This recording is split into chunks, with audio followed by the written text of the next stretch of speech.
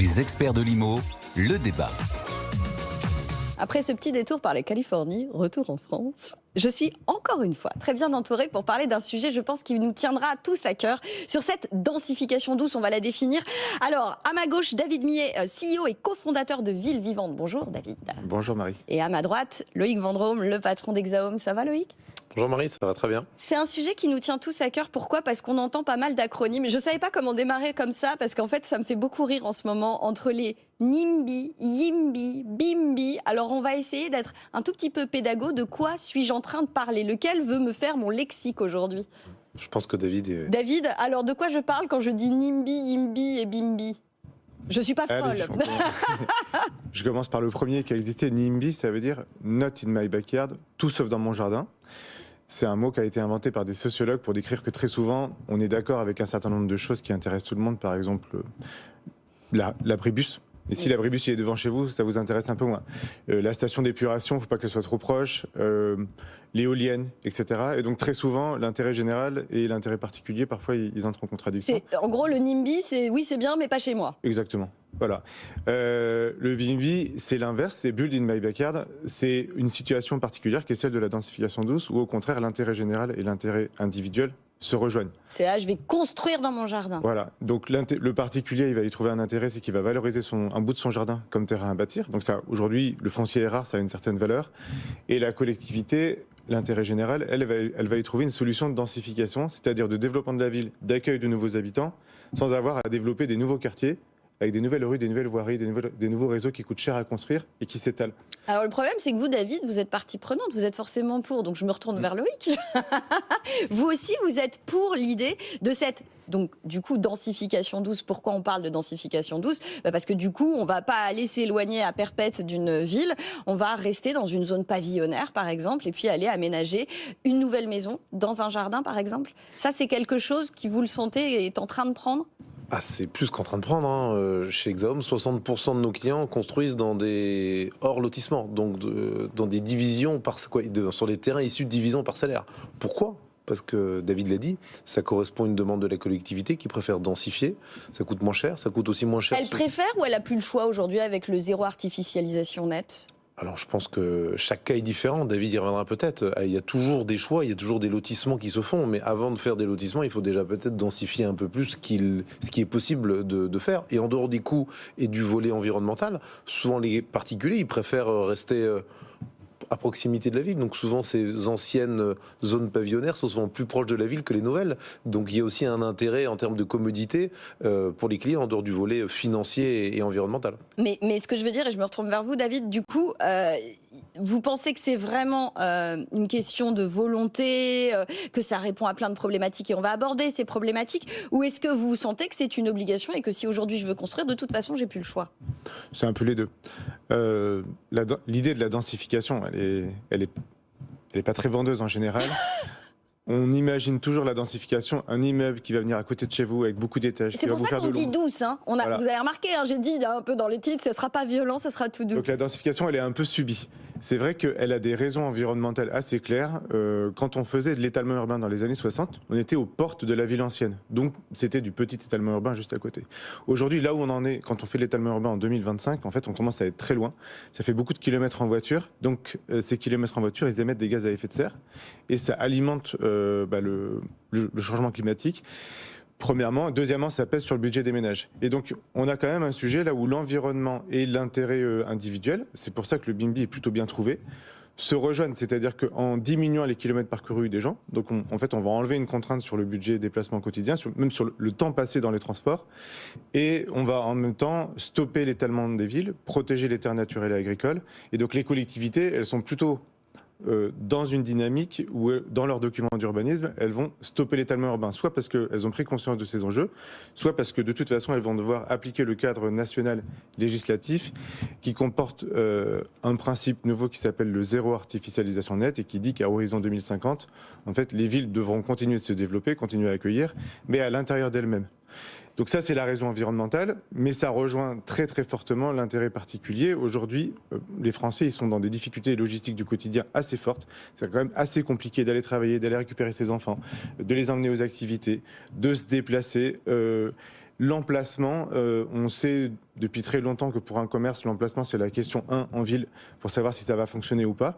Pour le logement, c'est en train de devenir la même chose, c'est-à-dire que de plus en plus, les gens vont valoriser, et ça se voit dans les prix au mètre carré quand vous regardez les prix dans l'ancien, la position centrale, être pas loin d'un transport en commun, des emplois, des commerces, ça pèse de plus en plus fort, et donc la densification, elle va rejoindre, ce que recherchent les gens. Puisqu'on est sur des endroits qui sont déjà aménagés. Mais Loïc, la question c'est, est-ce que véritablement dans vos clients, vous avez beaucoup de gens qui vous disent, et quel est le profil de ces gens qui vous disent, moi, je vais vendre un bout de mon jardin, ou je veux faire construire dans ce bout de jardin que va me vendre cet habitant. Enfin, est-ce que vous avez techniquement un enthousiasme véritable à cette densification douce?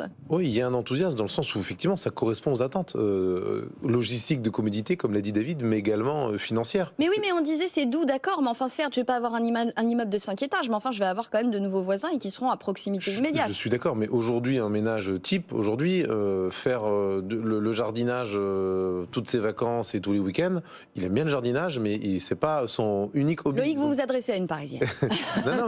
non, mais je le dis, c'est pas que ça les intéresse pas, mais il n'y a pas que ça. Aujourd'hui, ils ont beaucoup d'activités, les ménages, entre les enfants et les différentes passions. Donc, ce qui fait que d'avoir un terrain plus petit, aujourd'hui, c'est aussi une demande. En dehors d'être une nécessité par rapport au budget, parce qu'un terrain plus petit coûte moins cher qu'un grand terrain, c'est aussi une volonté de pas s'occuper de son jardin H24. Mais pourtant, on voit quand même qu'il y a certains riverains, tout comme la densification pas douce, qui s'opposent à ça. On l'a bien dit en préambule, le NIMBY, là. Non, mais on est d'accord. Ça, après, on est aussi aujourd'hui dans un contexte où tout le monde s'oppose à tout, ou souvent. Ça, on va pas revenir là-dessus. Mais non, mais il y a des arguments qui sont avancés. C'est pas juste, je suis pas content, j'en veux pas. Il y a aussi parfois des gens qui nous expliquent, ou même des municipalités d'ailleurs, et on va voir qu'il n'y a pas que les gens qui s'y opposent, il y a aussi les municipalités. Qu'en gros, oui, mais un jardin, c'est aussi un peu de verdure. Est-ce que finalement, construire par-dessus et avoir des surfaces vertes plus petites, c'est pas aussi néfaste en fait? Alors après, on peut toujours s'opposer à tout, mais il y a un moment, il y a une nécessité, il y a un besoin de logement, il y a un déficit de logement. Donc si on ne peut pas construire sur des zones qui sont non artificialisées, il faut bien qu'on puisse loger ces personnes. Donc effectivement, c'est la bonne solution, parce que ces zones-là sont déjà considérées comme artificialisées. Et aujourd'hui, c'est proche des commodités. Aussi, il faut le dire, quand on achète un terrain issu du BIMBY, c'est déjà clôturé, il y a déjà de la végétisation. Alors que quand on achète un terrain souvent issu d'un lotissement, eh bien... il faut quelques années pour rendre ce terrain, on va dire, plus agréable en termes de végétation. C'est peut-être que c'est pas bien, mais il y a aussi cet avantage-là qui n'est pas négligeable. Donc oui, ça correspond à une grande partie des attentes de nombreux clients chez Exhome. David, je sais que vous avez une bonne réponse sur ce sujet-là de tous ceux qui vous disent attention à l'enjeu de biodiversité. Oui, ce qu'on voit, c'est que les nouvelles générations n'ont pas les mêmes pratiques du jardin que les générations d'avant. Et qu'aujourd'hui, entretenir un jardin de 1000 m², la plupart des gens ne savent pas faire. Il y a un sondage qui a été fait qui dit que 37% des gens, donc il n'y a pas que des Parisiens, qui estiment que la taille idéale de leur jardin, c'est moins de 250 m². Et on sait quelle est la taille aujourd'hui ? Aujourd'hui, tous les terrains qui ont été produits, on va dire ces 50-60 dernières années, ils font 800, 900, 1000, 1500 m² de terrain. Ça veut dire, et c'est là toute la puissance de l'idée de densification douce, c'est-à-dire qu'on a 20 millions de maisons individuelles qui sont déjà construites en France, viabilisées, équipées, desservies, sur des terrains qui font 800 ou 1000 m². Il y a de la place pour une deuxième maison, voire une troisième, et un grand jardin difficile à entretenir, dans lequel on met des produits et une pelouse tout simplement, de 800 m², ça peut devenir 2 jardins de 400 m², ou ça peut devenir 3 jardins de 250 m². Et on voit qu'il y a quand même des dizaines de milliers, voire des centaines de milliers de Français qui aimeraient bien avoir un jardin, qui ont un peu vécu la crise sanitaire de façon difficile, coincés dans des appartements sans terrasse, sans lumière. Et donc, on est en train de se demander en France, est-ce que la maison individuelle et son jardin, ça ne va pas devenir un produit d'exception, de luxe, parce que on va arrêter l'étalement urbain? La réponse, effectivement, elle est plus de continuer l'étalement urbain pavillonnaire, parce qu'en fait, ça devient trop loin, de toute façon, pour des raisons environnementales et budgétaires. La réponse, elle est sans doute chez les gens, dans ces terrains de 800 et de 900 m² qui peuvent accueillir une deuxième ou une troisième maison. S'il y a 20 millions de maisons, ça veut dire qu'on a 20 millions de possibilités, c'est beaucoup trop, on n'a pas besoin de ça. On a besoin d'environ 200 000 maisons construites neuves chaque année en France, ça fait 1%. Ça veut dire que la densification douce, c'est vraiment un principe hyper important à comprendre. On n'a pas besoin que tous les habitants d'un quartier se mettent à faire la deuxième maison dans le jardin. Il suffit que chaque année, il y en ait 1 ou 2 sur 100 en fait, qu'il le fasse parce qu'il veut donner un bout de terrain à ses enfants, parce qu'il veut faire un plein pied pour sa grand-mère et ne pas l'envoyer en maison de retraite, ou parce qu'il veut financer des travaux de rénovation, il suffit qu'il y en ait un ou deux pour que globalement on produise une œuvre largement significative et en tout cas à hauteur des besoins français. Alors, je voulais justement à ce propos citer la journaliste Marine Richard, une journaliste formidable qui travaille au Figaro et qui a publié il y a quelques jours un article qui nous montre comment parfois il y a des mairies qui veulent la densification douce, mais parfois c'est les gens qui en ont peur et qui ont peur que justement ils iraient jusqu'à se faire exproprier. Bref, dans son article, Marine cite l'ouvrage Tous propriétaires, l'envers du décor pavillonnaire par Anne Lambert. Et je vous lis. Si un terrain sur 100 était divisé chaque année pour permettre la production d'un nouveau terrain à bâtir, cela permettrait d'assurer la construction de 190 000 logements annuels, soit l'équivalent de la production annuelle de maisons individuelles, et ce sans étalement urbain. Alors, production annuelle, avant, parce que ce livre date de 2015, ce qui me permet de rebondir très franchement, Loïc, ça va comment ? Le marché, effectivement, le marché de l'immobilier, maisons individuelles, mais transactions dans l'ancien, où on est dans une crise qui est terrible, qui a jamais été vécue. Je rappelle, 120 000 maisons en moyenne construites par an sur les 20 dernières années. En 2024, il y a eu 50 000 maisons de vendues. Alors, et donc ça peut être un relais de croissance, ce dont on parle précisément aujourd'hui. Exactement. Qu'il y ait 50 000 maisons, c'est une chose, mais la vraie problématique, c'est qu'il y a un besoin. Donc l'offre n'est pas en face de la demande et c'est ça qui est dramatique. Et avec les contraintes réglementaires, environnementales, mais également de ZAN, comme l'expliquait David, aujourd'hui le prix augmente. Et donc de plus en plus de personnes ont le besoin de devenir propriétaires, mais ont de moins en moins la possibilité en termes de coûts. Donc cette solution est une des solutions pour solvabiliser un petit peu plus des ménages pour qu'ils puissent réaliser cette opération. Et peut-être qu'ils y rêvaient de 800 mètres carrés, mais ils auront que 400. Et puis il y en a qui veulent pas 800. Donc en fait, il en faut pour tout le monde. L'idée n'est pas de mettre tout le monde dans des terrains de 200 ou de 400 mètres carrés, mais ça correspond à une demande et aussi à une partie des budgets des ménages aujourd'hui. Et à une nécessité. Mais donc Marine Richard du Figaro pose la question, est-ce qu'on va aller jusqu'à exproprier les gens en disant ton jardin, tu vas m'en donner une partie parce qu'il faut construire ? Clairement non. David, non. Il faut pas faire ça. Après, on quitte quelques décennies d'urbanisme descendant ou top-down comme on dit, c'est-à-dire que des spécialistes urbanistes et des élus ont imaginé des plans pour développer les villes et ensuite les ont présentés aux habitants et les ont réalisés. Cet urbanisme de la densification douce, il marche dans l'autre sens. On est les 20 millions de maisons, c'est 20 millions de propriétés différentes qui appartiennent chacun à un propriétaire qui a sa propre vie, qui décide en famille et qui peut prendre l'initiative ou ne pas la prendre de faire un projet dans son jardin. Il y a suffisamment de possibilités dans l'existant pour qu'on n'ait pas nous urbanistes ou avec les élus à décider à la place des gens en fait qui va construire ou qui ne va pas construire. Il faut vraiment comprendre que la densification douce c'est quelque chose qui va être volontaire lorsque les personnes en auront besoin, si elles en ont l'envie et de la façon et pour les personnes et pour produire le type d'habitat en fait qui leur correspond, qui correspond à leur projet, dans les limites d'un règlement d'urbanisme qui, lui, a été dicté par la collectivité. Et c'est ça qui est un petit peu délicat à articuler, c'est que bien sûr qu'on est vraiment à la frontière entre le domaine de la collectivité, c'est elle qui est responsable de mettre les règles d'urbanisme. Hauteur maximum, est-ce que vous avez le droit de vous coller aux voisins ou pas ? Est-ce que vous pouvez ouvrir des fenêtres en direction de la parcelle de votre voisin ou pas, etc.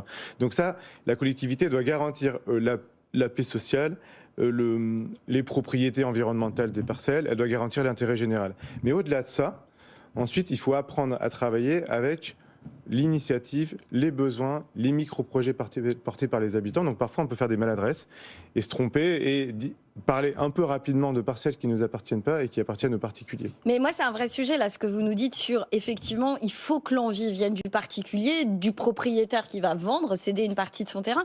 Aujourd'hui, du coup, Loïc, est-ce que vous avez d'autres problématiques ? C'est-à-dire, une fois, je me suis convaincue ou j'ai convaincu, comment j'arrive à avoir le feu vert de ceux qui nous gouvernent localement, c'est-à-dire des municipalités, des agglomérations. Comment ça se passe, en fait ? Est-ce que vous avez beaucoup de freins quand vous avez un particulier qui vous appelle ? Alors pas tant que ça. Alors, déjà souvent, je reviens juste, un particulier, soit il vient nous voir parce qu'il cherche un terrain, ou soit un autre qui veut vendre son terrain. Ouais, c'est ça. Ou même un troisième, j'ai une maison des années 70, je veux la faire rénover, mais le budget est très important, comment on fait ? Justement là c'est peut-être nous, à ce moment-là, qui initions le client dans cette démarche de division. Est-ce que vous pourriez peut-être céder une partie de votre terrain ? Exactement, pour financer la réno énergétique. Après, on analyse les choses. David est expert sur le sujet. Il y a un moment, les règles elles sont claires suivant les zonages dans les villes. Donc en fait, on sait ce qu'on peut faire ou ne pas faire. Globalement, la mairie, elle s'oppose jamais à ce qui est on va dire, écrit dans les textes, c'est faisable. Après, c'est Oui, plutôt mais c'est elle qui les écrit recours les des choses. voisins qui peuvent nous Oui, faire mais perdre c'est du temps. parfois c'est les plans locaux d'urbanisme qui empêchent cette densification. Je suis d'accord, mais moi, à mon niveau, ou nos commerciaux ou nos bureaux d'études, on va pas s'amuser à faire changer le PLU de la ville pour une maison. Alors vous non, mais David, oui, visiblement. Mais par contre, David, lui, il peut le faire, il peut, avec l'accompagnement des collectivités, le faire, mais ça prend du temps. Nous, il y a un moment, on analyse le terrain, on sait qu'il est dans telle zone, voilà ce qui est possible, ce qui n'est pas possible. Si c'est pas possible, on passe à autre chose, clairement. Oui, bien sûr, mais justement, ça me permet... Et après, d'ailleurs, vous me parlerez d'une solution alternative, parce que vous avez racheté une boîte récemment qui est assez intéressante, Tout à fait. et je veux qu'on garde au moins 1 minute 30 pour en parler. Mais d'abord, David, justement, sur ces plans locaux d'urbanisme, alors là aussi, j'ai mis en valeur Le Figaro, mais chez BFM IMO, vous inquiétez pas, on a des super plumes, et notamment Marine Cardot, qui a relayé un chiffrage que vous aviez fait en Ile-de-France sur le nombre de communes qui, par leur plan local d'urbanisme, empêchaient cette densification douce. Il y en a une quarantaine de villes, c'est ça ? On en a pris 40 comme ça qui interdisent de construire au-delà de 20 mètres.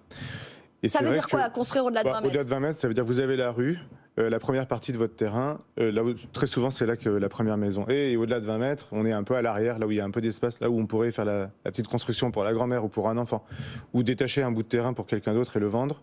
Et bien là, on va vous autoriser l'abri de jardin, éventuellement la terrasse, pas toujours, et éventuellement la piscine. Moi, mon travail, c'est de faire le lien entre la collectivité, qui doit quand même piloter un urbanisme, et des particuliers qui sont des milliers, des centaines de milliers, qui ont un terrain qui pourrait contribuer à la relance de la production de maisons, à la relance de la production du neuf qui correspond à la demande. Ce lien, il peut être fait, il faut le préparer. Produire un plan local d'urbanisme, ça prend plusieurs années, 3 ans, 4 ans, 5 ans. Donc il faut s'y prendre dès maintenant si on veut pouvoir construire dans 3 ans ou dans 5 ans. Et ensuite, c'est dès aujourd'hui, avec les règlements qui sont aujourd'hui en vigueur, il y a quand même beaucoup de possibilités qui sont faisables. Après, les particuliers n'imaginent pas forcément, eux, ce qu'ils ont le droit de faire. C'est très complexe, un plan local d'urbanisme. C'est vrai, hein. Ce qu'ils peuvent faire, comment ça fonctionne. Moi, j'ai la maison, elle va rentrer première fois qu'on s'est parlé au téléphone, je n'ai rien La maison va rentrer dans quel sens? Mais en fait, ils ont toujours connu leur terrain avec une seule maison, donc ils ont du mal à visualiser la deuxième. Est-ce que j'ai le droit de diviser? Est-ce que le terrain est constructible? Jusqu'où? Dans quelle mesure? Quelle est sa valeur? Si je construis pour louer, est-ce que je m'y retrouve? Si on intéresse 2-3 personnes qui sont en train de nous écouter, là, il faut qu'ils fassent quoi justement pour se renseigner et avoir ces informations-là? Il y a un peu deux métiers. Il y a les constructeurs de maisons individuelles qui vont réaliser les maisons. Nous, notre métier, c'est d'aider les gens à prendre la décision de faire appel à un constructeur, à un architecte. Oui, mais ou à un vous maître allez d'œuvre. pouvoir estimer très clairement que Donc mon terrain, il est constructible dans quelle mesure? C'est exactement ce qu'on va regarder. Est-ce que c'est possible de le faire? Quel serait le bon scénario? Et comment est-ce qu'on fait pour obtenir l'autorisation d'urbanisme qu'il faut? Parfois c'est facile, parfois c'est très complexe. Et c'est là qu'il faut faire le lien collectivité et projet de la personne. Un terrain, ça a des droits. C'est très généralement le plan local d'urbanisme qui les définit. Ça a une valeur. Ça peut porter des projets de certains particuliers. Ça se regarde. Et ensuite, vous avez tout un tas d'acteurs qui sont là, prêts, armés, avec des propositions solides pour réaliser les projets des gens. Bon, sinon, parce qu'il nous reste très peu de temps, Loïc, je voulais absolument parler de ça, les studios de jardin, parce qu'effectivement, c'est vrai que ce serait mieux qu'on puisse tous avoir la facilité de construire ou de céder une partie de notre terrain pour construire une autre maison. Mais sinon, on peut s'étendre autrement. Vous avez racheté une boîte que moi j'aime beaucoup, qui fait des studios de jardin. À quoi ça sert? Comment ça s'installe? Est-ce que c'est beaucoup plus simple? Ça fait quoi comme taille? À qui je vends? Je loue? Effectivement, c'est une solution. On cherche de la place, on cherche à se loger, on cherche des solutions pour la grand-mère, pour Tanguy qui reste à la maison, pour avoir des compléments de revenus. Et effectivement, la construction dans le fond du jardin, c'est pas forcément un logement comme on l'imagine, une maison de 80-90 mètres carrés. Ça peut être aussi des modules de 20, 40, 60 mètres carrés. Et effectivement, cette solution, on l'avait pas chez Exahome et on s'est associé avec un confrère et on a racheté la marque Natibox. Et Natibox, effectivement, ce sont des box en bois, pour faire Alors simple. si on peut passer les images, parce que c'est quand même assez joli, hein, c'est pas, on n'est pas sur... Et studio de jardin, je trouve que c'est un peu dévalorisant. Désolé. Non, mais c'est le nom. Mais c'est vraiment des vraies petites maisons, mais effectivement, elles sont faites en usine et elles sont livrées directement sur le site. Donc là aussi, ce qui est intéressant, c'est qu'après, ça se limite à des tailles 50, 60 mètres carrés. Et puis moins ça nécessite, parce que je crois que c'est une autorisation... Alors, est-ce que c'est un permis de en construire? dessous de 20 mètres carrés, Voilà, c'est une DP. Après, au-dessus de 20 mètres carrés, ça reste un permis de construire classique. Mais quoi qu'il arrive, quelle que soit la taille, l'intérêt, c'est que la box, elle arrive, elle est posée, et 3 heures après, c'est terminé. Donc les nuisances des voisins, là, il n'y en a pas, concrètement, pour la construction. Donc ça a quand même un intérêt. Ou alors ça aussi. sera le Tanguy, quoi. Mais... Ah oui, mais après, c'est autre chose. Mais Mais oui, donc c'est un vrai levier ouais. et c'est une vraie option nouvelle que l'on peut disposer et chez Exahome, mais également avec des particuliers qui demandent de plus en plus ce genre de choses. Merci beaucoup Loïc. J'ai la petite musique dans mon oreille qui me fait dire qu'on a fini l'émission, mais on en reparlera parce que ce sujet est passionnant. Loïc Vendrome pour Exahome et David Nier pour Ville Vivante. Vous êtes sur BFM Business, il est 10h28 et je vous laisse entre les mains expertes de Lorraine Goumeau pour tout pour investir. Les experts de l'IMO sur BFM Business.